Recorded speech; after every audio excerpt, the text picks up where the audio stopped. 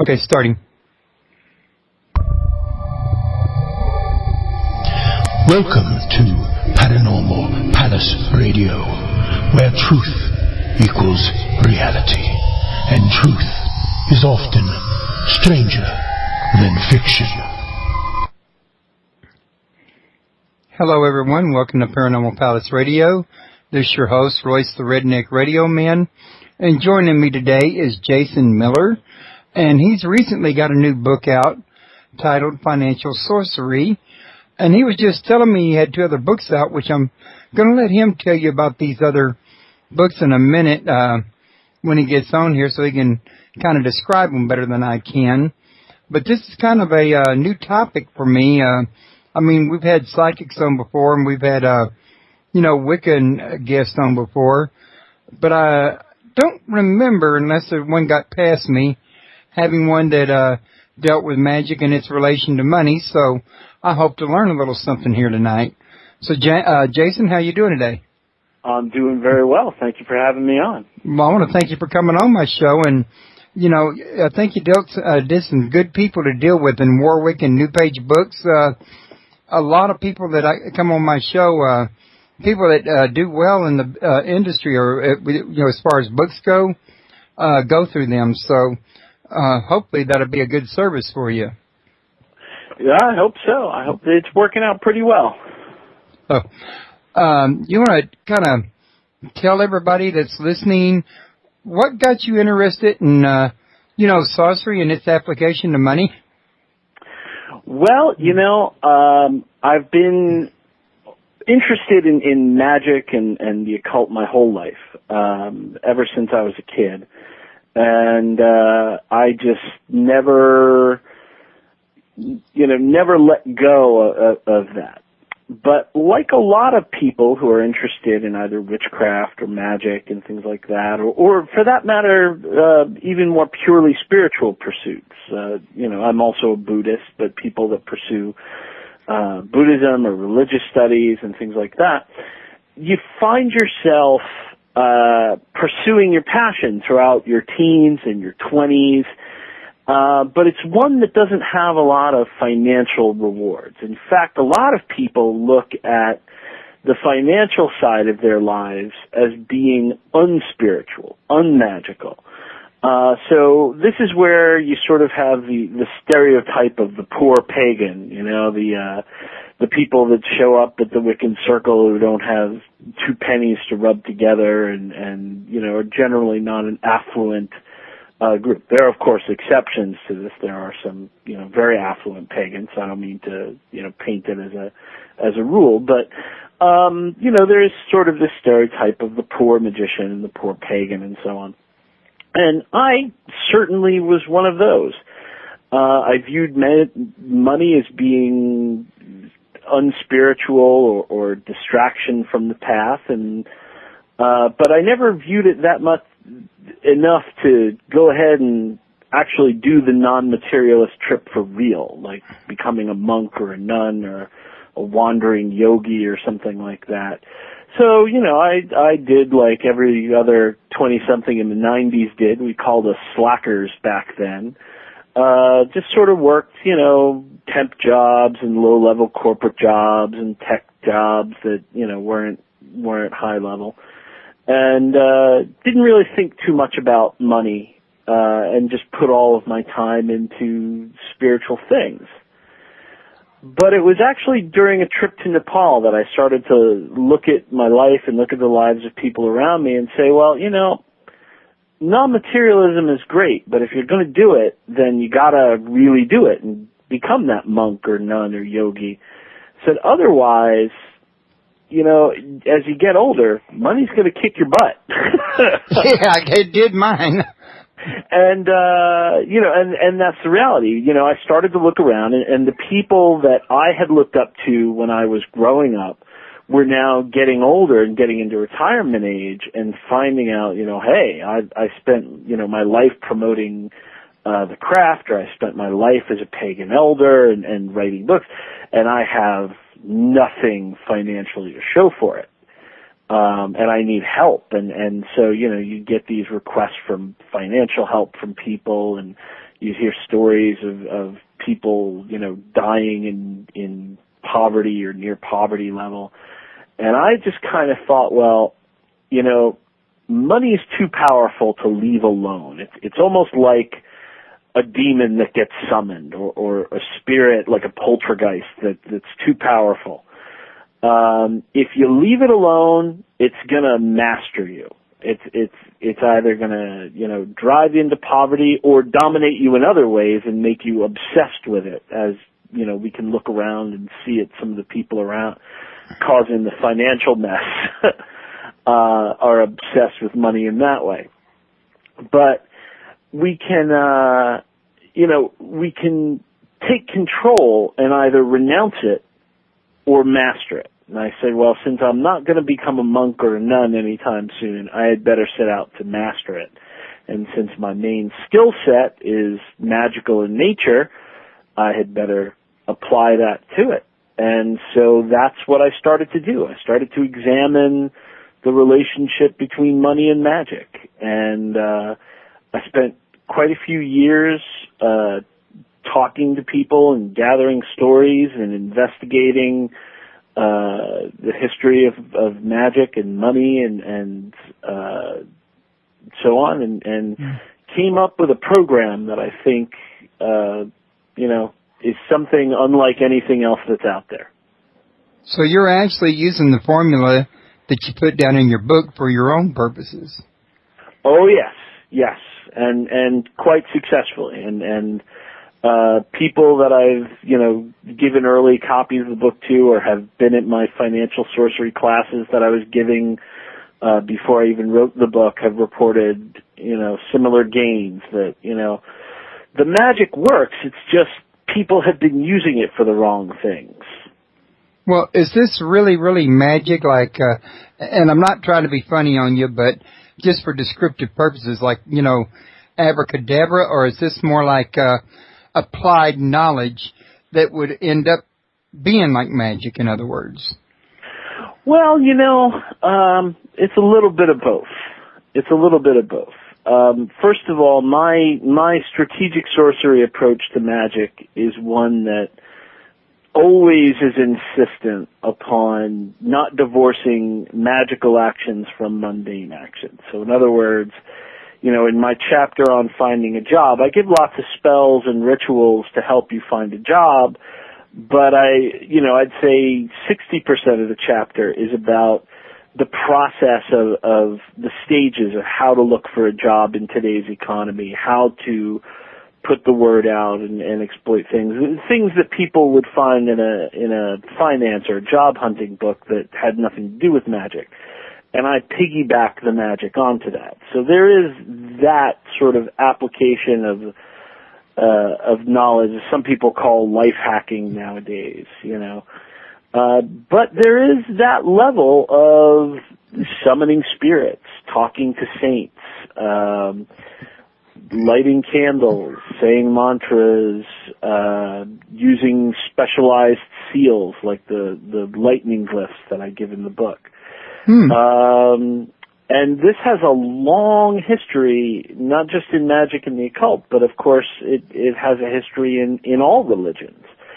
One of the things that I point out is that is not really a big difference between, say, a pagan opening up a spell book and finding a pagan god like Jupiter who, can help out with some money problems, versus a Catholic getting a copy of favorite novenas for all occasions, which I'm looking at on my shelf right now, opening it up to the table of contents, saying, okay, well, I need to find a job. Let's see, who's good for that? Oh, Our Lady of Miraculous Metal, or Saint Homobonus, or these people. And, so then you flip over to the page and you have a prayer to say for 9 days and a candle to light. And, when you divorce yourself from it, it all just kind of boils down to the same sorts of things. Yeah. Well, I think just about almost everything does. But what I'm getting here, though, is that your goal was to have a blend between, say, spirit and matter, to where they work together in harmony. It has to be. It has to be, because the magic works. The spells work. But as I talked to people, I found that people were using the magic, money magic I mean, for two things. And they were two things that were counterproductive towards building a really good financial life. And the first thing that they were using their magic for is they were avoiding the magic until things were about to hit the fan. So in other words, they're at their job and they don't think about using magic to get ahead, and they don't think about using magic to help get promoted. They're at their job, they do their thing, and then they hear about layoffs. And they hear that they're, one of the people considered for layoff. Well, now let's get the candles out. Let's open up the spell book. Let's summon a spirit or say 10,000 mantras or something like that. And that's okay. Everybody runs into emergencies. But if that's the only time that you're doing magic, then it's already maybe too late. It might, or even worse, it keeps you trapped in a crappy job that you would have done better had fallen out from under you, so that something else better could come along.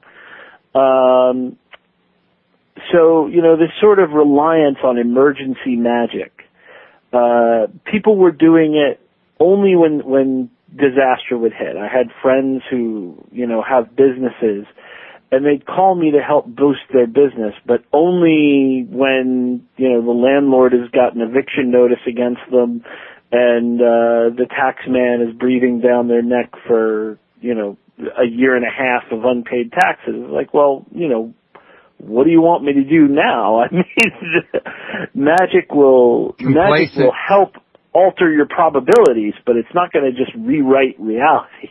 Right. I hear what you're saying, because complacency does not get surplus. Exactly. Exactly. Good saying. And then the other side of that is that people would do the lottery wish. They'd put. I run a year-long course called the Strategic Sorcery course, and the first homework assignment is to come up with a goal for yourself that you can work towards strategically. And 2 out of the first 10 people to turn in homework, the first time I gave it, had said, I want to win millions and millions of dollars in the lottery so I never have to think about money again. And I said, you joined a strategic sorcery course. There's not really a lot strategic about give me lots of money so I don't have to think. But that's what it boils down to. It's the same sort of avoidance of money. Or avoidance of work. Or avoidance of work that somebody who doesn't want to think about it at all has. They just want the world handed to them on a platter. And magic, like I said, it can help alter probability. But, if you have a 1 in 18 million chance of winning something, even if you cut it down by half and then half again, that's still, 1 in 5 million or so. So one math professor I had pointed out that you are 10 times more likely to die on the car trip to buy a ticket than you are to win the Mega Millions. I don't like those odds. No, I don't like those odds either. So, I recommend that people put the emergency magic and the pipe dreams aside and get down to the hard work of whipping their finances into shape, bringing it on the path, making it a part of their spiritual life, making it a part of their magical practice, and, applying their spells to that rather than, this sort of avoidance of money. Well, if people were to say, apply your principles and say that they worked and they were increasing their income, if they in turn was to take that same income and invest it wisely in such a way that it would benefit them and give them surplus and maybe even benefit others around them in some way, shape, or form, wouldn't that automatically create an extra surplus than what they'd be looking at just trying to work with it regular?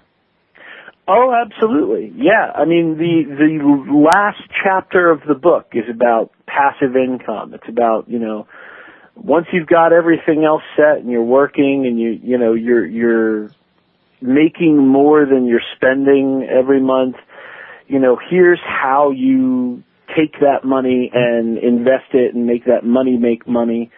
And, there's I was just talking to somebody a couple of weeks ago, and they had said, that they want to invest, but they realize that they have the money to invest. They said, but every week it comes down to, well, I could spend the money on this, or I could just put it away into this investment. So I say, well, some of the greatest magic you can do is the magic of automation. Don't just make it another bill. Don't think of it in terms of something you're going to buy. Just, you tell the company you work for that you want 20% of your pay to be funneled into this, into, say, an online high-yield savings account, and then you tell your brokerage firm to withdraw a certain amount of money every month, and you don't even think about it. Don't even think about the investments. I mean, think about them in terms of, how to make them and when to change from stocks to bonds as you get older and things like that. But, you do that automation and the money builds and, it's a beautiful thing. I can understand that. Real quick, though, before we go any further, because I got ahead of myself today, I didn't mention at the beginning of the show that his website is www. Well, actually, there's no www, just HTTP with the / Strategic Sorcery.blogspot.com, and there's a lot more information. No. Oh, wrong URL. That one is my old blog. Google ate that one for 6 months, so I had to open up a new one, and then it just reappeared. But if you go to this is terrible URL. We were talking about this before the show, but Inominandum.com. Inominandum. Or if you Google Strategic Sorcery and you look for the URL Inominandum.com, you'll see the new blog there. And or if you go to the Blogspot one, there'll be a post there directing you to the new blog. So Google Strategic Sorcery and you'll find me eventually.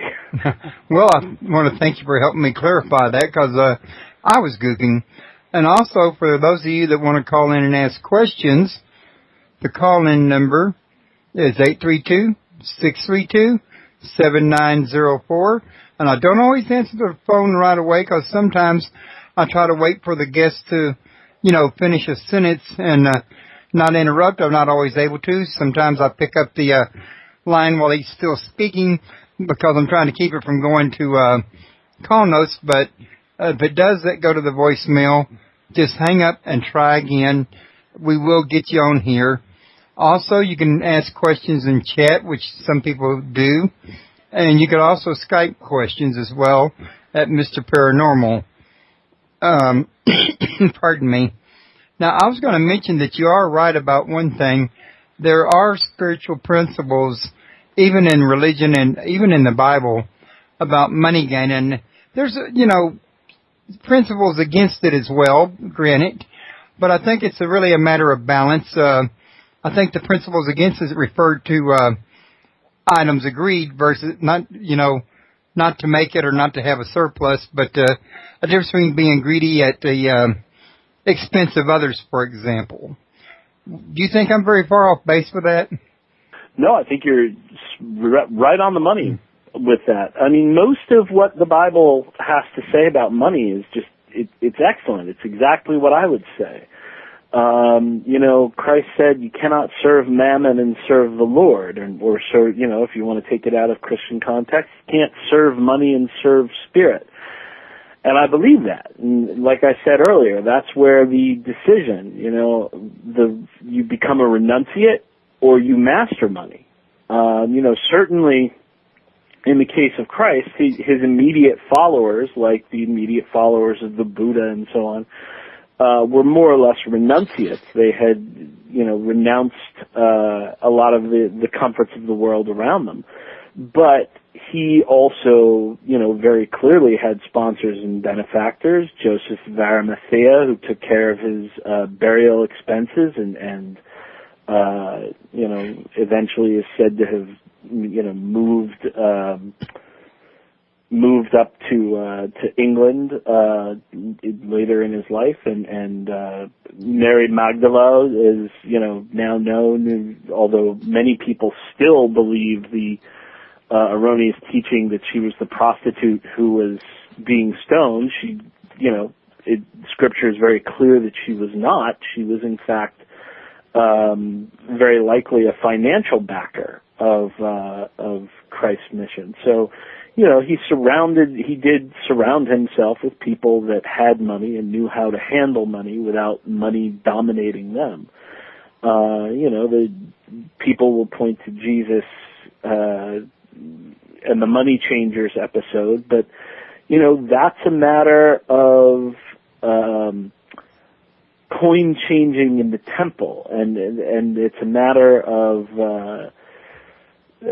not just connecting money with the temple, but connecting the temple with Rome and so on. So, there's a deeper issue at stake there, not just an anti-money message. Right. So, there's definitely a lot of, positive things to say about money and warnings about money, the power of money to dominate the mind and become to lead one away from the Spirit. And I think, without even getting into a particular religious teaching one over another, you can look around today and see how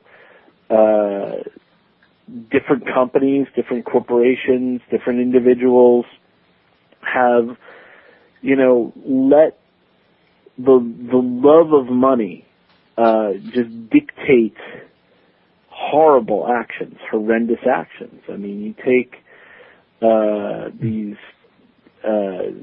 equity firms that will come in and, take a company that's in trouble, and, if they make more money by saving the company, that's what they'll do. But most of the time, they'll make a dime more by tearing the company up and moving it over to India or China. I mean, if they make $1 more doing that, guess where that company's going? So, there is a way that money is affecting people's minds nowadays that is poisonous, in as opposed to how it was only a few decades ago, in my opinion. Yeah, greed's a big issue nowadays. I'd have to agree with you. I was going to ask you, though, if you could kind of give us an idea, what are some of the things you cover in your book? Well, the book is set up so that you can sort of, you pick it up and immediately you get this just shift in perspective. So the first chapter is literally called Perspective. And I talk about the concept of being rich versus the concept of being wealthy, what it means to build wealth versus having a big income, and then I move on and I talk about money as spirit, a little bit like we've been talking about here. But, spirits, for a magician or for a shaman, different spirits have different natures, different likes and dislikes and things like that. So money is a little bit like that, So money values movement, for instance. People sometimes think about the accumulation of wealth is just sort of, building this gigantic pile like you're Scrooge McDuck or something like that. But it's not. Money, to build, money has to move. So the movement of money is just as important as the accumulation of it. And, controlling waste. And I think, when people waste money almost wastes itself. It gives them more and more opportunity to waste. Money is connected intimately with time. So these sorts of qualities to money that people need to think about.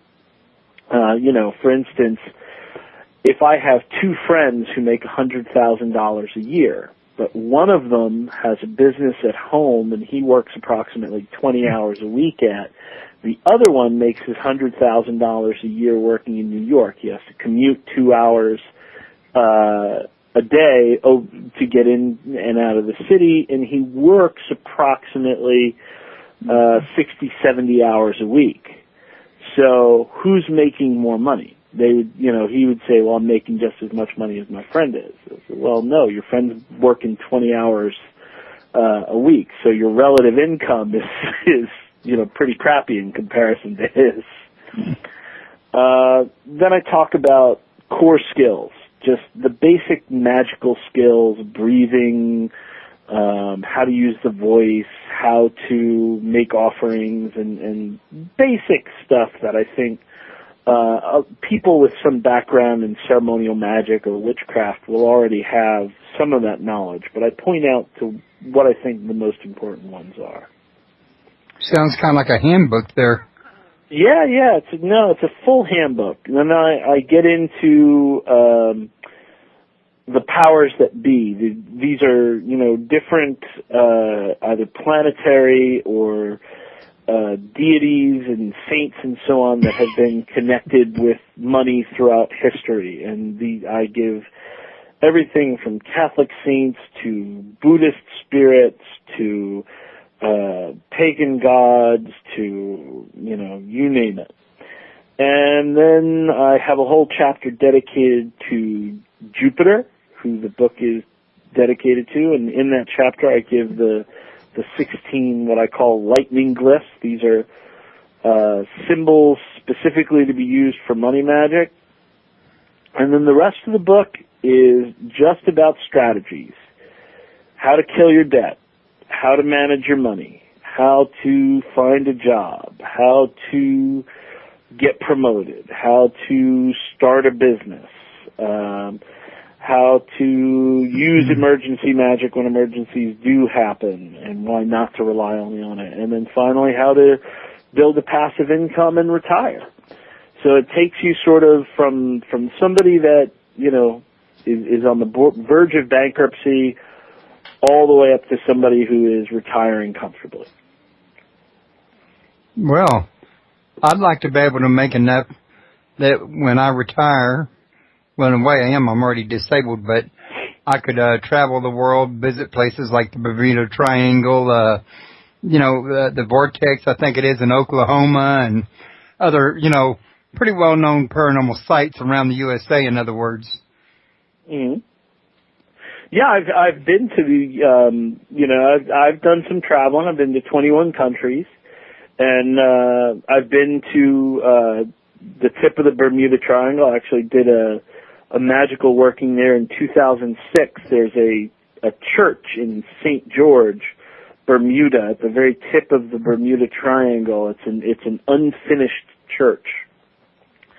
And it was a wonderful, wonderful place. You have to imagine a stone cathedral with no ceiling and no floor.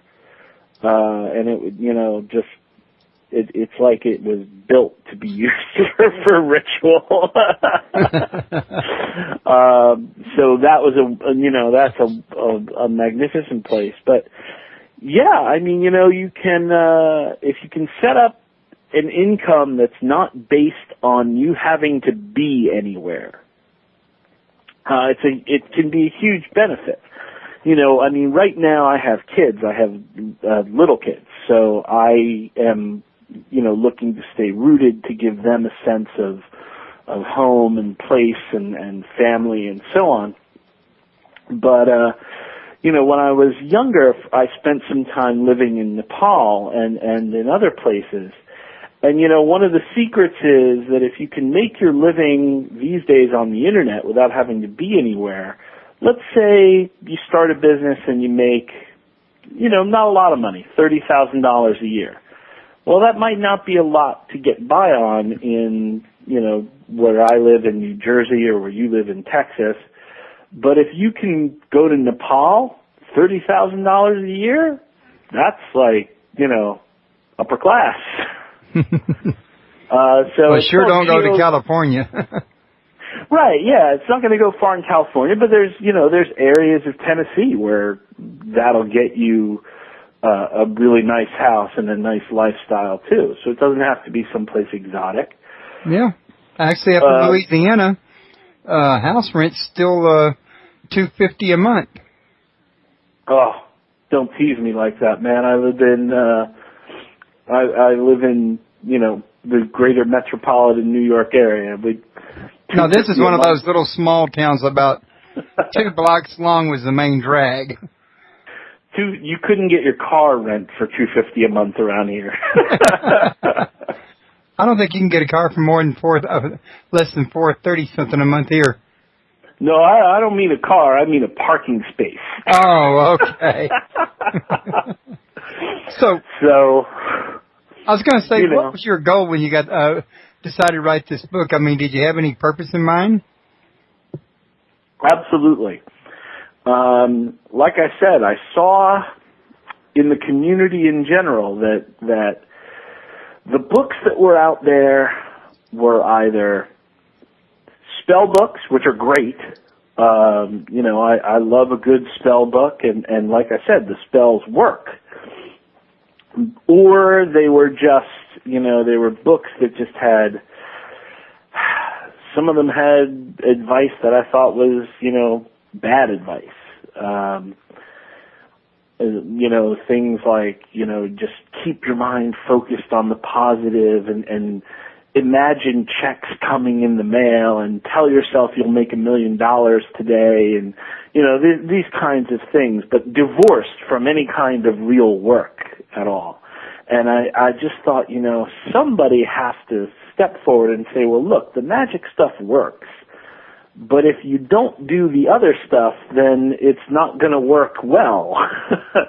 You're going to constantly just be using magic to bail yourself out of one disaster after another. I said, let's put this in context. Let's put this in reality, and let's try to help some people that might,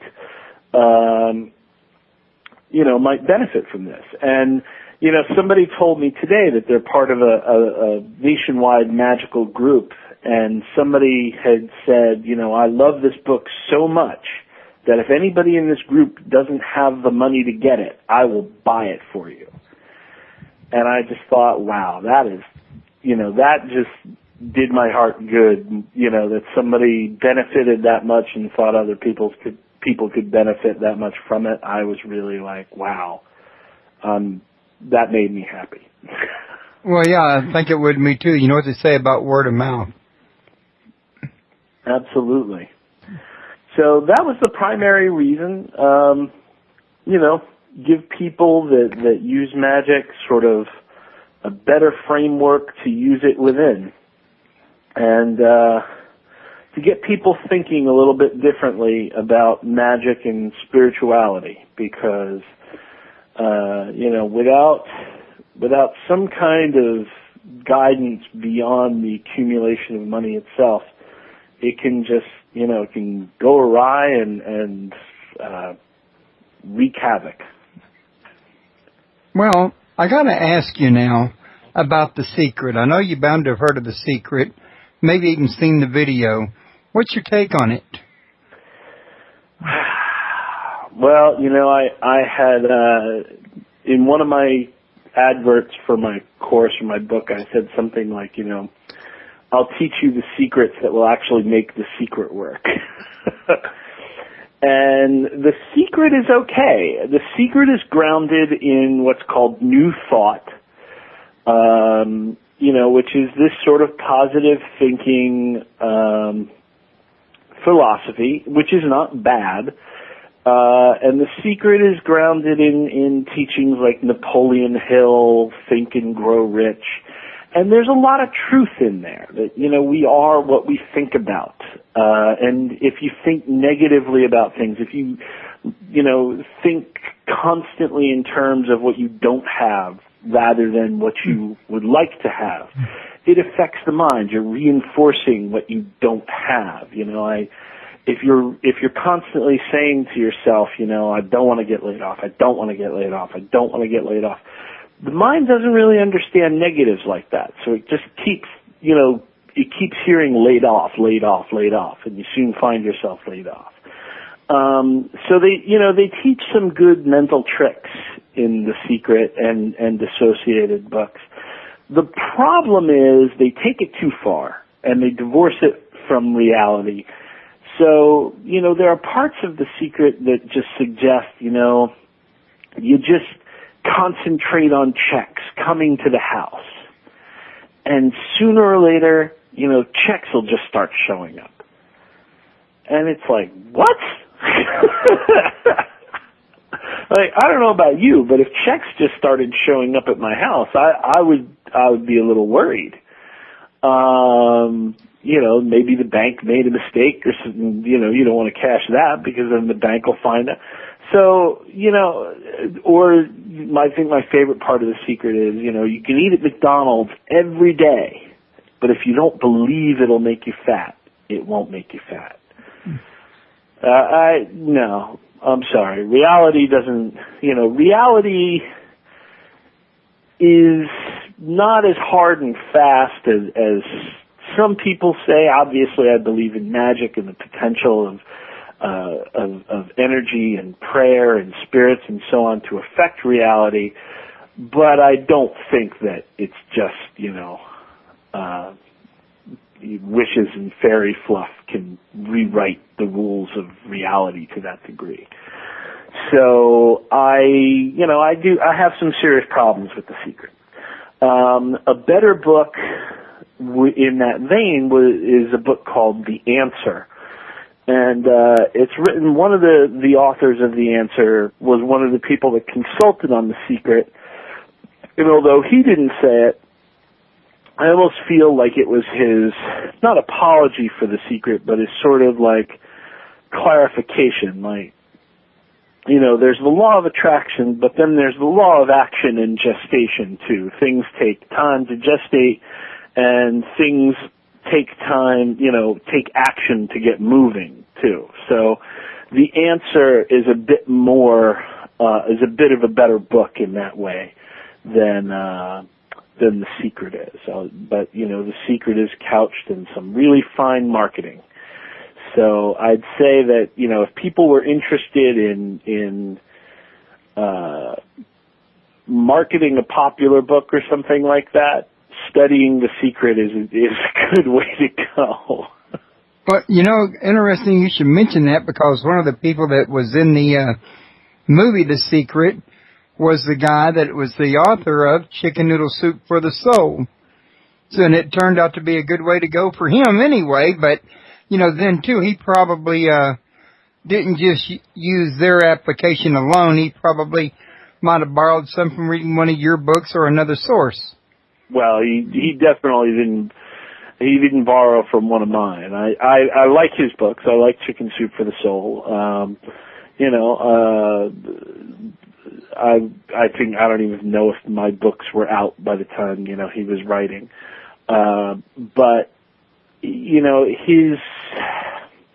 there's a lot of people that can consult in The Secret or when somebody says, hey, can you chime in on this? You don't necessarily know the whole gist of the project.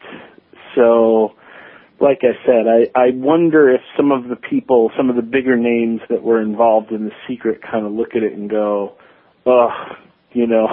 that's not what I meant. And certainly, not,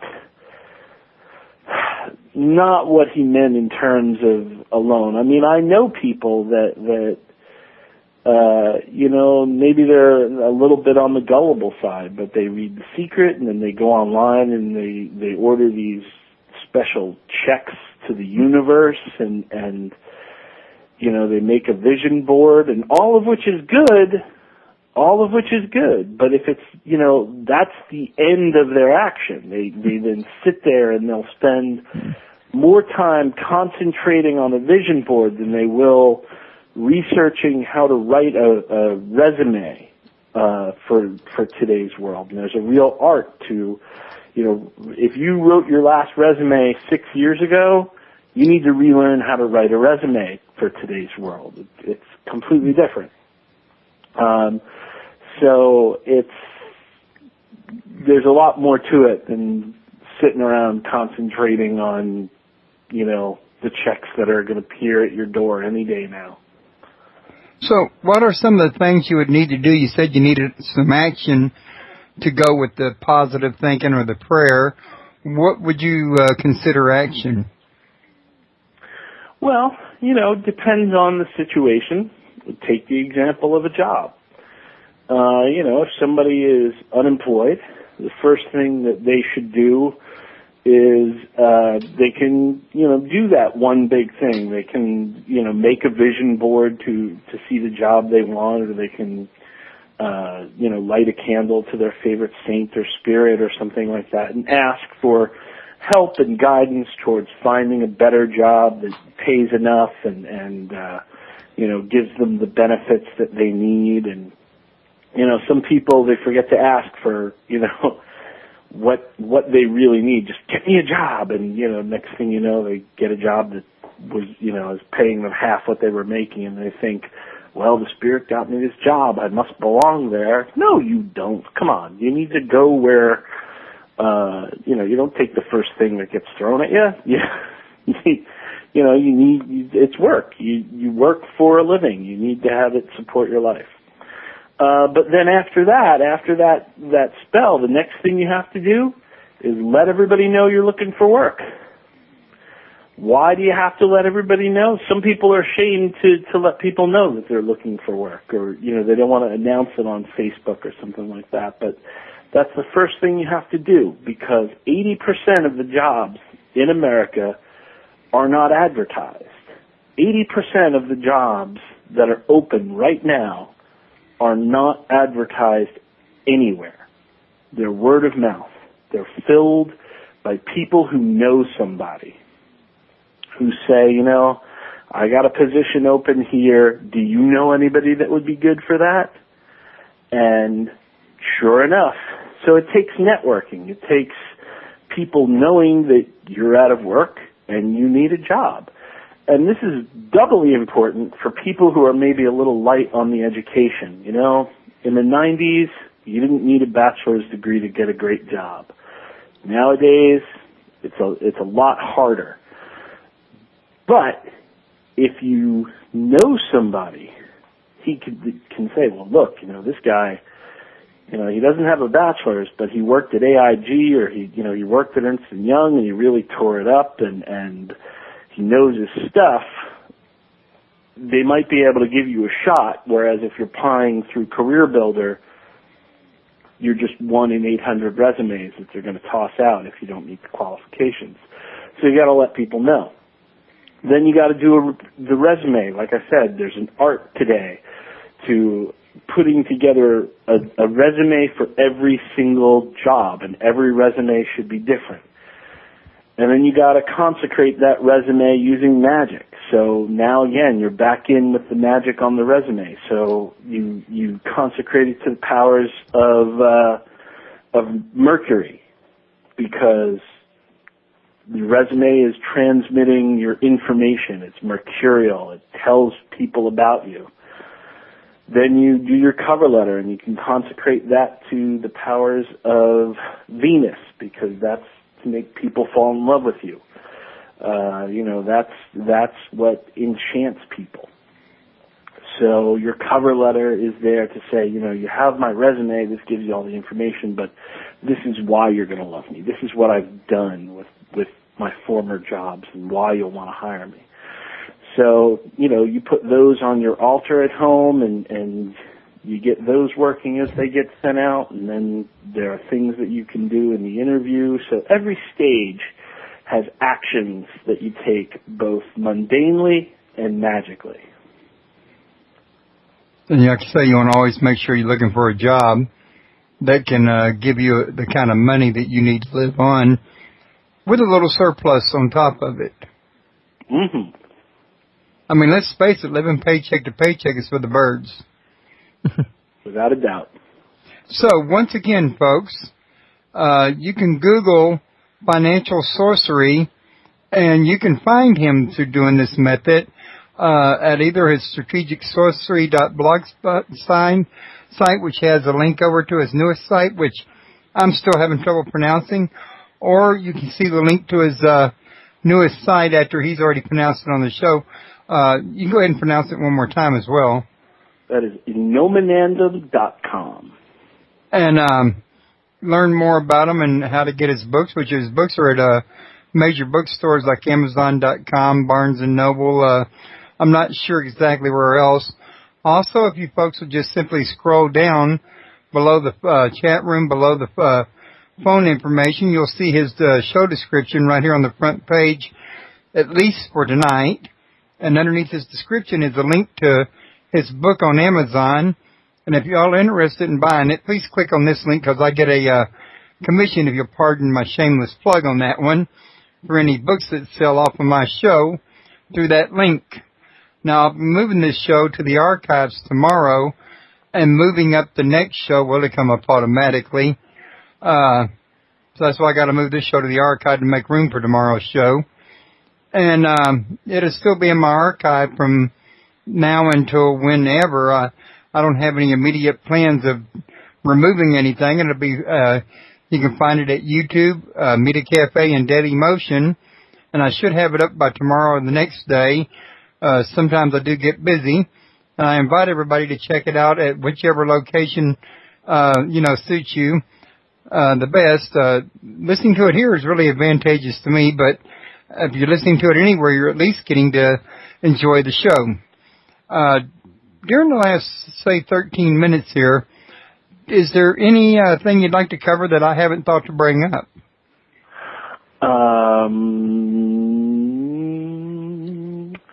Well, I mean, if you want to talk about some of my other works, I have other books. Excuse me. Protection and Reversal Magic, which is about, protection. It's about how to protect yourself from spirits and energies and forces and curses and so on, and how this has been a part of culture since the beginning of human history. And it's something that we've lost touch with overall in the West, but which the rest of the world has not, and which, has some benefits to it. I also have my year-long course, the Strategic Sorcery course, which grew out of my book, The Sorcerer's Secrets, Strategies for Practical Magic. So, I do more than just financial sorcery. I teach people the arts of magic right from the ground up. Okay, now don't you still have one more book out there too? No, it's financial sorcery, and then I have protection reversal magic, and then I have the Sorcerer's Secrets, strategies and practical magic. Those are my three, and then I have my year-long course, Strategic Sorcery, but that is online. Protection and reversal magic has been translated into Spanish and Russian too, so you can find copies of that out there. Well, real quick, why don't you tell us about your online course and, how does it work? Well, the online course launched on Halloween 2 years ago.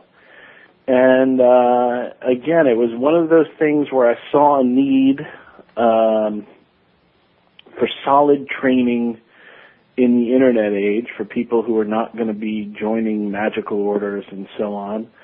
And I wanted to produce something that was information dense and not too expensive. So it's $150 for 52 lessons. That's so that you get one lesson a week, and everybody has 5 years to finish the course, and it covers everything from how to cast circles and other zone rites to meditation. And there's 3 lessons on meditation. I'm a huge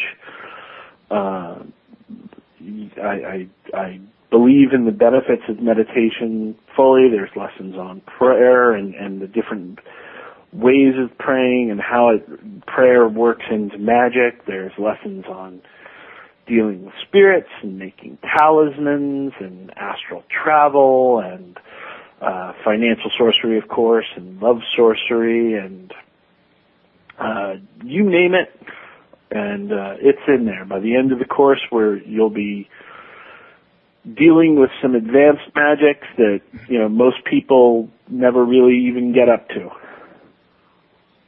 So, is this going to have some form of certification at the end of the course? Well, those that finish the course, who finish all the homework, will get a certificate from me. Certificates like that are, to be blunt, they're worth what they're worth. If you have some idea that I'm good at what I do, and I'm a well-known author, and I like to think that that's worth something, then the homeworks are not easy. So there's only a few people that have passed it and have gotten their certifications. So when you do get a certification for doing the homework. There are some people, I think, who take the course and don't worry about ever getting the certification. So they just want the knowledge. And that's fine, too. I don't get bent out of shape about any of that. So, there is a certification. You can certainly tell people, I'm a graduate of the Strategic Sorcery course. It's not exactly something to put on your college application. Okay. I don't know if it'll, get you a job at a financial services firm, but hey. Okay, now, somebody in the chat room, Les has asked, have you heard of Ophiel? I have heard of Ophiel, yes. Yeah, Ophiel, if it's who I'm thinking of, wrote some magnificent books back in the 60s and 70s. Really short chapbooks on astral projection and some, I want to say basic magic, but they weren't. They were basic books, but they weren't simple. They were pithy. They covered the important points, and they were really well put together. And the original versions had color plates and illustrations in them that were just wonderful and indicative of the art at that time. So if you get your hands on some Ophiel books, they're magnificent. All righty. Well, do you have any last-minute thoughts to share with us? Well, I do. There's a lot of people nowadays who, because of this Occupy and which is fine, and other things, they think in terms of affluence and money as being the enemy. And it's not. Affluence is not the enemy. And for as much as the love of money might be the root of all evil, a lot more harm in this world comes from people not having it. And if you want to change the world, then a good way to do it is to become affluent yourself, to get some skin in the game, to partake in the economy. but to do it wisely and in accordance with your spirituality and your views, and let your money become an expression of that. You can do things, sponsor, a group that otherwise doesn't have much money. Sponsor either a spiritual group or a charity, or for that matter, start a company that does something good for the world. Money doesn't have to be evil. Money is, but if you're running a business, the point is to make money. You can have a green company that, is the best thing in the world for planet Earth, but if it doesn't make money, it's going to fail. And then who are you serving in the long run? So affluence is not the enemy. Keep money in mind. Keep, as Snoop Dogg says, your mind on your money and your money on your mind. But make it all serve the spirit. All righty then. Well, Jason, it's been a pleasure having you here, and a very enjoyable hour. I got to tell you, you're a very informed person, and I like the way you described your book. I haven't got to, get a copy of it yet myself. I probably will, though. Pardon me. I think they'll send you a copy. If you don't get it, if they don't send you a copy, write me and I will. Well, they usually do. That's why I said I probably will, because sometimes I think they're just waiting for an order. I'll do an interview and I'll get a book on it a month later. So, it's just the way that, they got their time thing that they run in other words. But I was going to say, it'd be a pleasure to have you back in the future, especially if you got something new going on you'd like to tell my listeners about, or, something of that nature. I'd like to keep the door open for you in the future. Well, thank you very much. I'd love to come back. Okie doke. Well, it's getting up time for me to start getting ready for bed, because I got a son that's on his last year in school, and then maybe next year I can stay up a little later. Well, congratulations to your son. I'm going to call it quits for the night, and thanks for the congratulations. And it's been a pleasure, and you have a good, the rest of the week and the rest of however long. You too. You too. It was great chatting with you. You too now. Bye-bye. Take care.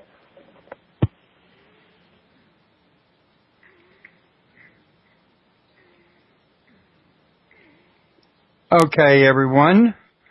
Really quick don't forget that this week we're going to be having shows for the better part of the week, or a good chunk of it. Catching up from a case where I was sick and where a person wasn't able to show up. Tomorrow night at 8, we're going to have Secrets of Maya Technology with James O'Con. I hope everybody can make it. Also, The Unfoldment. This guy was not able to make our last scheduled show we had, because he got hung up in Portland in traffic and couldn't get back to the house in time. So we rescheduled for Thursday the 13th. And he's got a lot of teaching about spiritual unfoldment, which I think is going to be useful to everybody. And then, of course, Saturday, we're going to have the return of Seth Farber, The Gift of Spiritual Madness. As some of you may remember that the last time he was on my show, we ran out of time. There was some interesting exchange between him and James Single going on their difference of opinion on the use of drugs and psychiatrics. I've had a chance to read most of his book. I hope to be through with it in time and have some questions ready for him. I think it's going to be an interesting show. Don't forget to stop by World UFO Today and check them out. And don't forget about my friends at UPI International and Supernatural Forums. And also, don't forget to click on the radio favorites link, where we got links to UKPN Radio with Gary Brown, JimHarold.com with Jim Harold, The Gradian Report with Micah Hanks, Ohio Exopolitics with Mark Snyder. And 3 of these hosts I've had on my show, I've heard all of their shows. They're great hosts. I would really recommend them if you're looking for other shows to learn from. And with that, folks, I'm going to call it a night, and I'm going to talk at you guys later. Thanks for coming, and I hope to see you all tomorrow night. Don't forget to tell your friends. Bye-bye. Like, abracadabra, or is this more like applied knowledge that would end up being like magic, in other words? Well, it's a little bit of both. It's a little bit of both.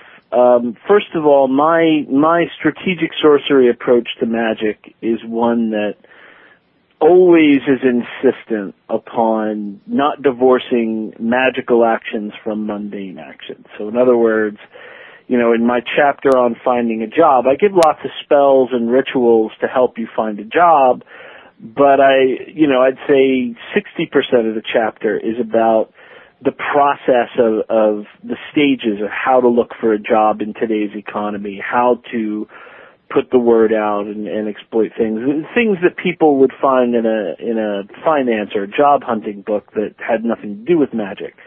And I piggyback the magic onto that. So there is that sort of application of knowledge, some people call life hacking nowadays, But there is that level of summoning spirits, talking to saints, lighting candles, saying mantras, using specialized seals like the lightning glyphs that I give in the book. And this has a long history, not just in magic and the occult, but of course it has a history in all religions.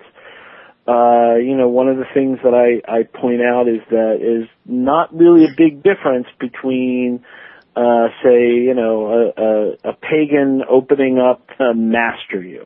It's either gonna, drive you into poverty or dominate you in other ways and make you obsessed with it. As, we can look around and see it. Some of the people around causing the financial mess, are obsessed with money in that way. But we can, we can take control and either renounce it or master it. And I said, well, since I'm not going to become a monk or a nun anytime soon, I had better set out to master it. And since my main skill set is magical in nature, I had better apply that to it. And so that's what I started to do. I started to examine the relationship between money and magic. And I spent quite a few years talking to people and gathering stories and investigating the history of magic and money and so on, and came up with a program that I think is something unlike anything else that's out there. So you're actually using the formula that you put down in your book for your own purposes. Oh yes, and quite successfully, and people that I've, given early copies of the book to, or have been at my financial sorcery classes that I was giving before I even wrote the book, have reported, similar gains. That, the magic works. It's just people have been using it for the wrong things. Well, is this really, really magic? Like, and I'm not trying to be funny on you, but just for descriptive purposes, yogi or something like that. So, I did like every other 20-something in the 90s did. We called us slackers back then. Just sort of worked, temp jobs and low-level corporate jobs and tech jobs that, weren't high level. And didn't really think too much about money, and just put all of my time into spiritual things. But it was actually during a trip to Nepal that I started to look at my life and look at the lives of people around me and say, well, non-materialism is great, but if you're going to do it, then you got to really do it and become that monk or nun or yogi. Said otherwise, as you get older, money's going to kick your butt. Yeah, it did mine. And, and that's the reality. I started to look around, and the people that I had looked up to when I was growing up were now getting older and getting into retirement age and finding out, hey, I spent, my life promoting the craft, or I spent my life as a pagan elder and writing books, and I have nothing financially to show for it. And I need help. And so, you get these requests from financial help from people, and you hear stories of people, dying in poverty or near poverty level. And I just kind of thought, well, money is too powerful to leave alone. It's almost like a demon that gets summoned, or a spirit like a poltergeist that's too powerful. If you leave it alone, it's gonna... Okay, starting. Welcome to Paranormal Palace Radio, where truth equals reality, and truth is often stranger than fiction. Hello, everyone. Welcome to Paranormal Palace Radio. This is your host, Royce the Redneck Radio Man. And joining me today is Jason Miller. And he's recently got a new book out titled Strategic Sorcery. And he was just telling me he had 2 other books out, which I'm going to let him tell you about these other books in a minute when he gets on here, so he can kind of describe them better than I can. But this is kind of a new topic for me. We've had psychics on before, and we've had, Wiccan guests on before. But I don't remember, unless one got past me, having one that dealt with magic and its relation to money. So I hope to learn a little something here tonight.